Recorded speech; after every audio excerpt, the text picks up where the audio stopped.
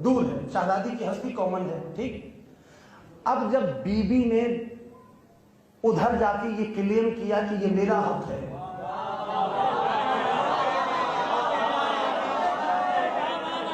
پتہ نہیں جو گھبرائے ہوئے بیٹھے ہو کیوں بیٹھے مجھے نہیں پتا،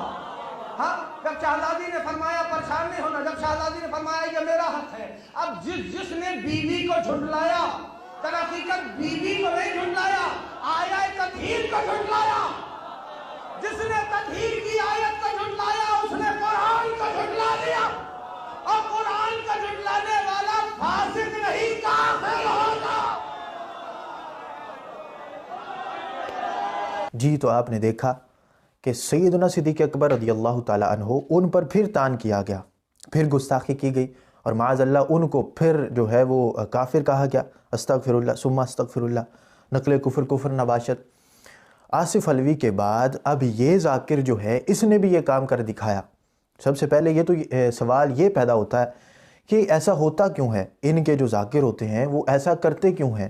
اور پھر ان کے جو علماء ہوتے ہیں یا مجتہدین ہوتے ہیں ان کی طرف سے کفر کے فتوے آنا شروع ہو جاتے ہیں کہ جو ایسا کرے گا اس کا شیعت سے تعلق نہیں، وہ جناب جو ہے وہ لڑائی چاہتا ہے، جنگ چاہتا ہے، وہ خیر خواہی نہیں چاہتا، یہ ہوتا ہے وہ ہوتا ہے، اس طرح کی باتیں آنا شروع ہو جاتی ہیں۔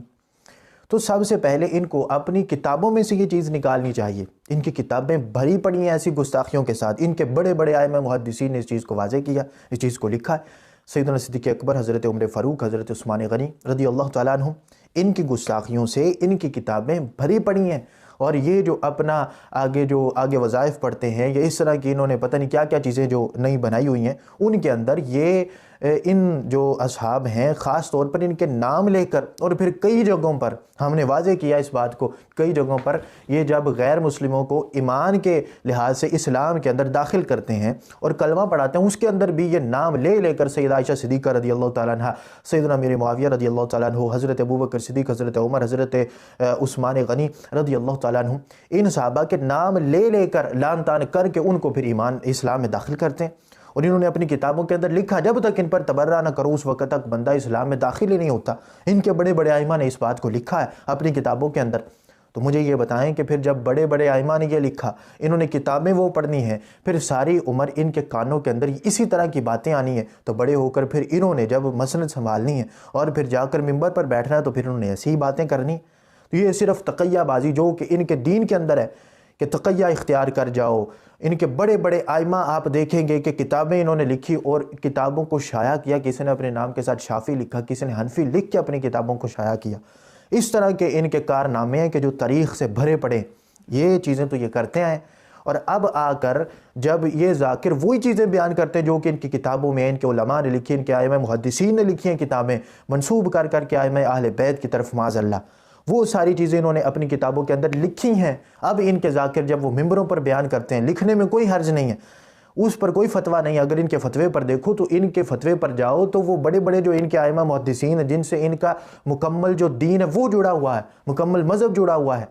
جب اس کو دیکھو گے آپ تو پھر ان پر کیا، یہ جو ان کے کفر کے فتوے ہیں ان پر پھر کیا کفر کے فتوے لگاؤ گے؟ پھر تو ان کا دین ہی نہیں بچتا، ان کا مذہب ہی نہیں بچتا جو انہوں نے گھڑا ہوا ہے سارے کا سارا۔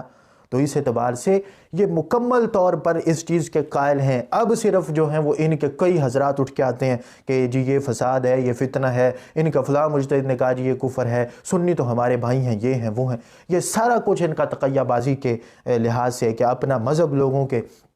دلوں میں ذہنوں میں ڈالنا، صرف اسی وجہ سے۔ باقی ان کے کئی امام بارگاہوں کے اندر سیڑھیوں پر جہاں لوگ چڑھتے ہیں وہاں پر انہوں نے جو ہے وہ شیخین کے اور پھر حضرت عثمان غنی، اصحاب ثلاثہ، ان کے نام لکھے ہوئے ہیں انہوں نے بے حرمتی کی وجہ سے۔ تو یہ ساری چیزیں ہیں، لہذا حکومت پاکستان ان کو لگام ڈالے